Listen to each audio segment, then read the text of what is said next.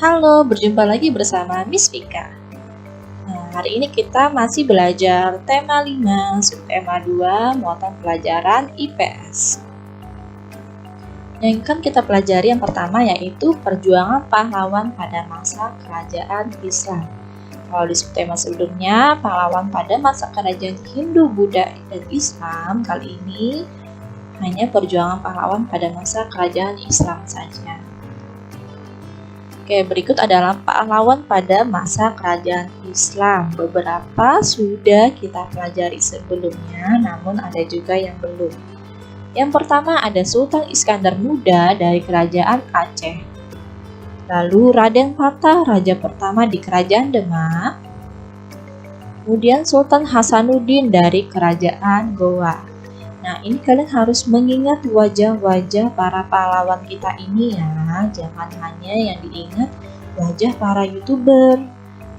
Nah, kalian juga harus tahu wajah-wajah para pahlawan kita. Oke, yang keempat ada Sultan Babullah dari kerajaan Ternate. Dan yang kelima Sultan Agung, raja ketiga di kerajaan Mataram. Kita akan membahas tentang dua sultan ini karena belum dibahas sebelumnya. Oke, yang pertama Sultan Babullah dari kerajaan Ternate.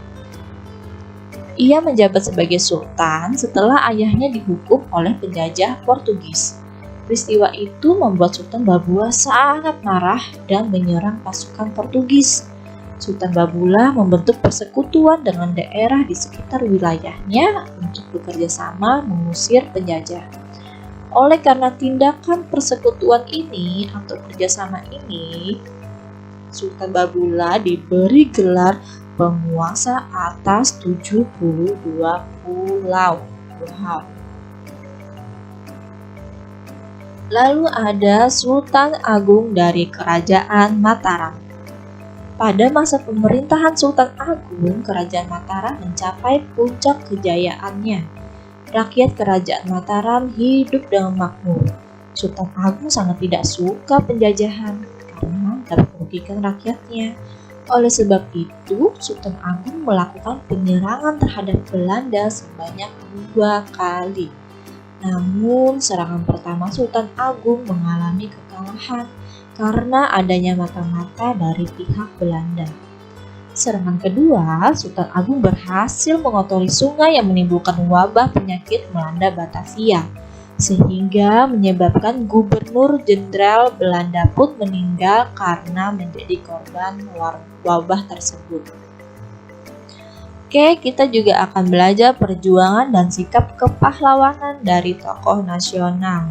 Pahlawan nasional ini contohnya Insinyur Soekarno, Muhammad Hatta, Cut Nyak-dien, Teku Umar, dan lain-lain. Dan kali ini Miss Vika akan membahas tentang tokoh pahlawan nasional kita, Raden Dewi Sartika. Ada di teks bacaan di buku tematik kalian di halaman 60. Perjuangannya dilakukan oleh Dewi Sartika yang pertama. Saat Dewi Sartika masih bersekolah, masih usia yang sangat muda, ia sudah mengajarkan baca tulis dan bahasa Belanda kepada anak-anak pembantu. Kemudian pada tahun 1904, Dewi Sartika mendirikan sekolah khusus perempuan yang mengajarkan tentang cara berhitung, membaca, menulis, menjahit, menyulam, dan pelajaran agama. Nah, sikap kepahlawanan yang dapat kita tiru yang dimiliki oleh Dewi Sartika yang pertama, beliau memiliki keinginan belajar yang sangat tinggi. Karena pada masanya, perempuan sekolah itu menyalahi adat ya. Tapi orang tua dan Dewi Sartika sangat ingin Dewi Sartika mendapatkan ilmu pengetahuan sehingga disekolahkan di sekolah Belanda. Dewi Sartika juga gigih memperjuangkan hak perempuan untuk mendapat pendidikan dengan cara mendirikan sekolah khusus perempuan tersebut.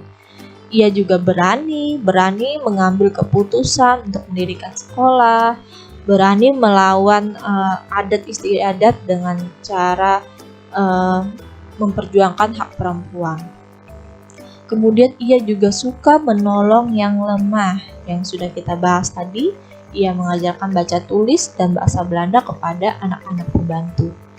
Dan yang terakhir, dia juga memiliki tekad yang sangat kuat untuk mencerdaskan bangsa. Nah, ini adalah impian Dewi Sartika. Dia ingin mencerdaskan bangsa, ingin mencerdaskan para perempuan. Makanya ia membangun beberapa cabang sekolah khusus perempuan. Oke, ini adalah para pahlawan kita. Ada Insinyur Soekarno, Muhammad Hatta, Cut Nyak-dien, dan lain-lain. Emang kenapa sih kita harus belajar tentang sejarah perjuangan para pahlawan? Iya, karena kita memang harus pelajari dan menghargai perjuangan para pahlawan kita. Karena tanpa mereka kita tidak akan bisa seperti sekarang. Mungkin para perempuan tidak akan bisa bersekolah seperti sekarang kalau Dewi Sartika tidak memperjuangkannya. Mungkin kita juga belum bisa merdeka, masih dijajah oleh para penjajah jika Insinyur Soekarno dan Muhammad Hatta tidak memperjuangkan kemerdekaan Indonesia. Makanya kita harus tahu apa perjuangan mereka untuk mensyukuri yang kita dapatkan sekarang.